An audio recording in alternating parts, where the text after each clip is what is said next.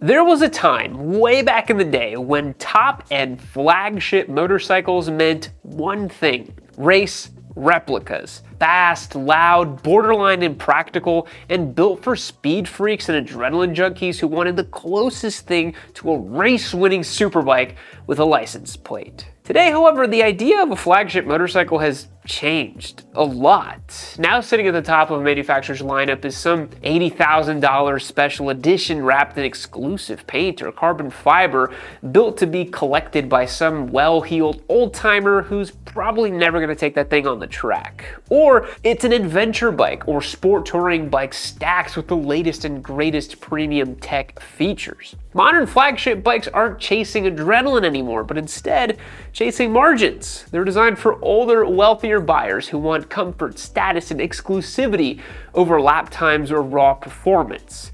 So how did top-end bikes go from race-bred weapons to luxury goods? Now let's dive in. First, by taking a closer look at what flagship used to mean. The meaning of flagship motorcycle used to be pretty damn simple. In the 1980s, a flagship motorcycle had one job. It was meant to go fast and win races. That's a pretty easy design brief. Comfort, refinement, and daily usability were not in the conversation. These bikes were born directly out of racing homologation rules, products of a motorsports arms race to prove which companies were the best in the biz. The Suzuki GSX-R 750 is a defining example. It rewrote the rulebook of what a sport bike could be. It had a lightweight aluminum frame, a 4-cylinder engine, aggressive ergonomics, and it wasn't a lifestyle product, but rather a performance weapon. Honda followed suit with the RC30, which won the first 2 World Superbike Championships. Yamaha had the FZ 750, and Kawasaki had the GP Z900R Ninja. These bikes were expensive by comparison to their basic commuter counterparts, but still conceivably attainable for regular enthusiasts who wanted to do their best pro racer cosplay and flex on all their buddies. If you wanted the best bike, that just meant you bought the fastest thing the factory could legally sell you. That was it. That was the flagship, pure and simple. It's kind of a better time in that way. But the 90s took the existing flagship formula and turned it up to 11. This era produced some of the most romanticized and coveted motorcycles that enthusiasts still clamor over today. This is when flagship sport bikes became cultural icons. You got bikes like the Ducati 916 or Yamaha R1. These bikes weren't designed to just win races, they were designed to define the decade. They were built by world-class designers and engineers, and they were stylish and eye-catching. But still, the mission was performance first, even if they did look awesome. The R&D was spent on chassis refinements and power output, not on safety tech or quality of life features. In fact, electronics were basically non-existent at this time. Your only rider aids were your wrist strength and a healthy fear of death. And maybe most importantly, these bikes still felt like they were built for riders, not collectors. You bought them to ride and race, not to speculate on resale values. And come on, let's give a special shout out to one of the most superlative Hondas ever made from this era, the NR750. $50,000 for a motorcycle is very expensive in 2026. Imagine that price tag way back in 1992. There are many reasons to think motorcycling as it once existed died in 2008. In fact, we made a whole video about it. Watch that when you're done with this one. Prior to that was the last time when the old definition of flagship motorcycle really applied. This is the age of bikes like the GSX-R 1000, the Honda Fireblade, and at this time, motorcycles saw a nearly inconceivable level of improvement over what was being produced just a decade prior.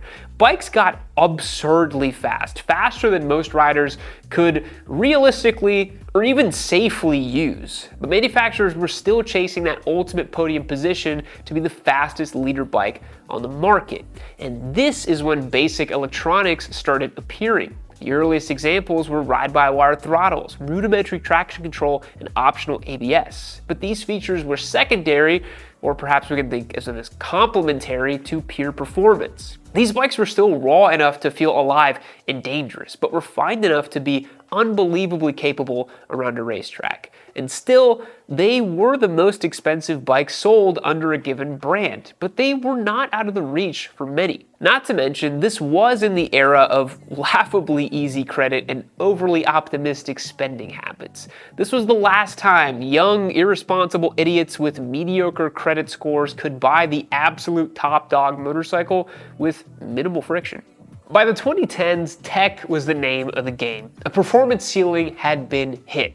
Bikes could not become more powerful without routinely killing their operators. So they started to be sold with full electronics suites, 6-axis IMUs, electronic suspension, and lean-sensitive traction control. Then manufacturers thought, oh, this tech adds a bit of a premium feel, doesn't it? We see less people ponying up cash for a leader bike these days. Let's bring that premium experience into some other segments. And now we've got adventure bikes and sport touring bikes that are packed to the gills with radar adaptive cruise control, adjustable ride height, blind spot monitoring, and every creature comfort in between. The top bikes in the lineup are no longer the fastest or the most powerful. They're the biggest, the most comfortable, and the most premium.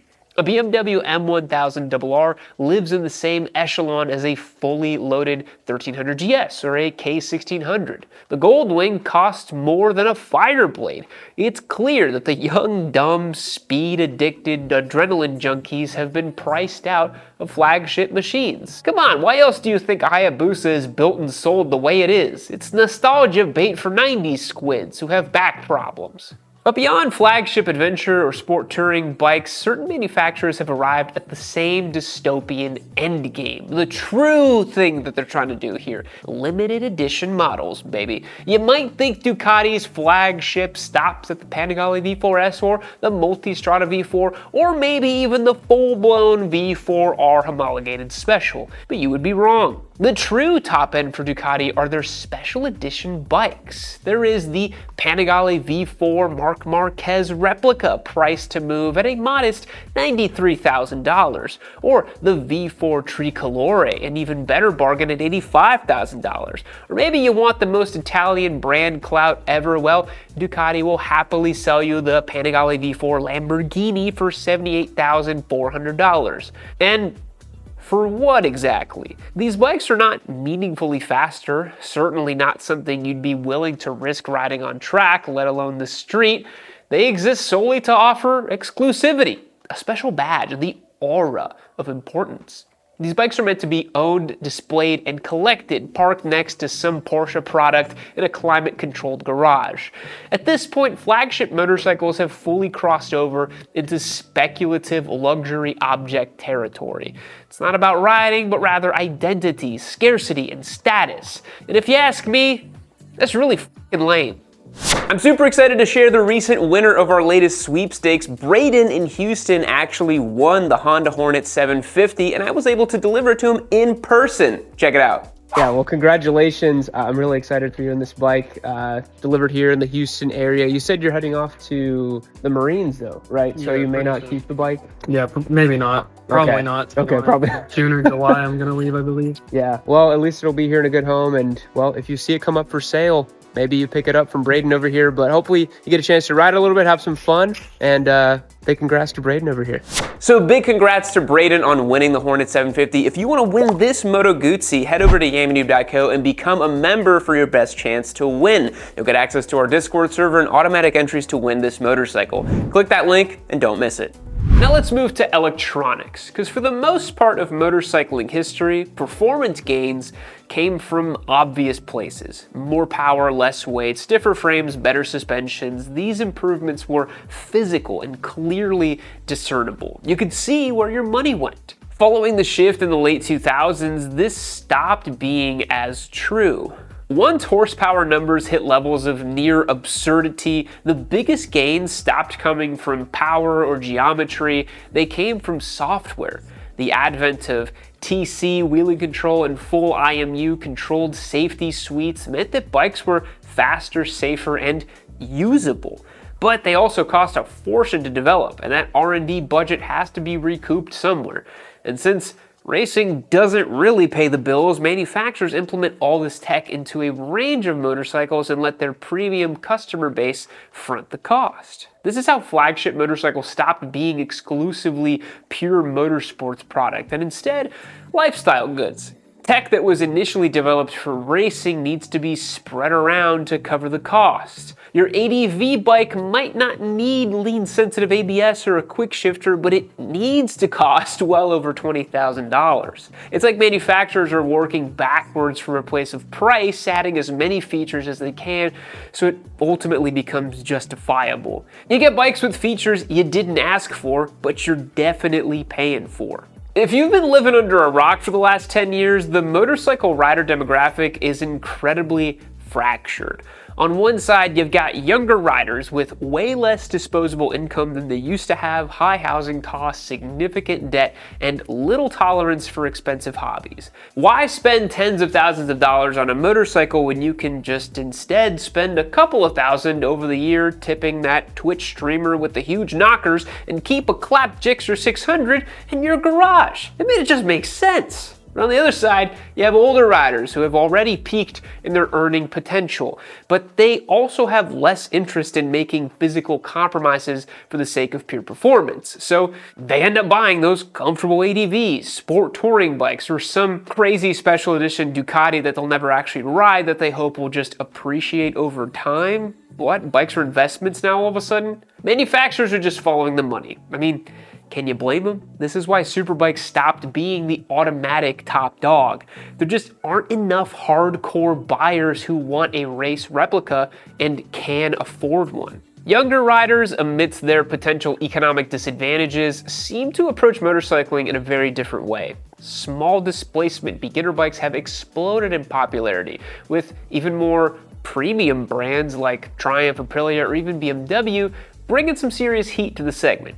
And once they're outside of the beginner bike territory, they're going to pursue used bikes that have already taken a depreciation hit but have a lot of life left in them. We're in this moment where even the sensible and value-driven middleweight motorcycles are out of reach for a lot of people. It's the older demographic who finds themselves in the position to spend money on new bikes, and manufacturers have to cater to who is writing the check. So flagship bikes are just following the money. Manufacturers are catering to older riders, and older riders just don't want the same thing at 50 as they would have at 25. Hell, I don't even want the same thing at 33 that I wanted at 25, because at 25, speed is the name of the game. Discomfort, who cares? It's part of the experience. Toughen up, buttercup. Stiff suspension and top-end power are what it's all about, baby. At 50, most people's priorities are really different.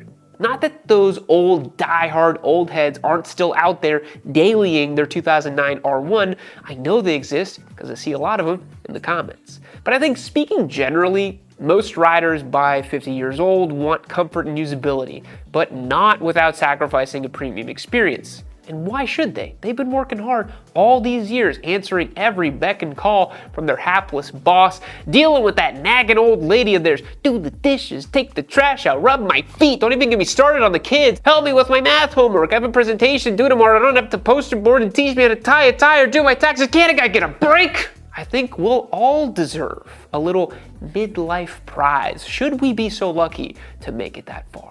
And for most aging motorcyclists, that prize is premium adventure bikes. I guess I'm just way ahead of the curve. I've already got my premium adventure bike. Unless they're one of the sick members of the industry's most demented elite, special edition collectors. Flagship motorcycles didn't change because manufacturers got tired of only making technologically advanced superbikes. They changed because of who is able to buy them. It's the economy, stupid, it always has been. By chasing the most qualified customers, manufacturers have had to invest in adventure and sport touring bikes to satisfy the wants of an aging demographic.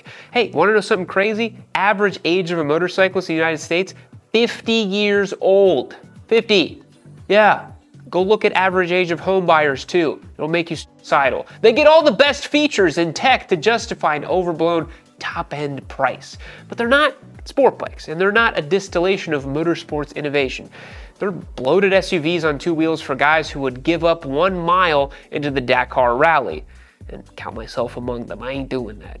As for the haunting prevalence of limited edition bikes that push 6 figures, well, that is indicative of other problems. The fetishization of exclusivity, or the other absurd belief that a motorcycle has investment potential. When high-end watches or wine bottles don't cut it and you're too old to care about the latest exclusive sneaker drop, you put that deposit down on a Lamborghini edition Panigale like some sick freak. Probably the Epstein files too, let's be honest. The sad truth is speed alone is no longer profitable. We know that, come on. The redefinition of the flagship motorcycle is emblematic of this big change. They're not built to scare you anymore. They're meant to impress you. Well, not you, but that guy 20 or 30 years your senior with a fat retirement fund, a few properties, and a couple of passive income streams. Does that suck? Yeah, it does. Is there anything to be done about it? I don't know, maybe, but we'll have to save that for another video. Thanks for making it all the way to the end. As always, I appreciate it. I'll see you on the next one.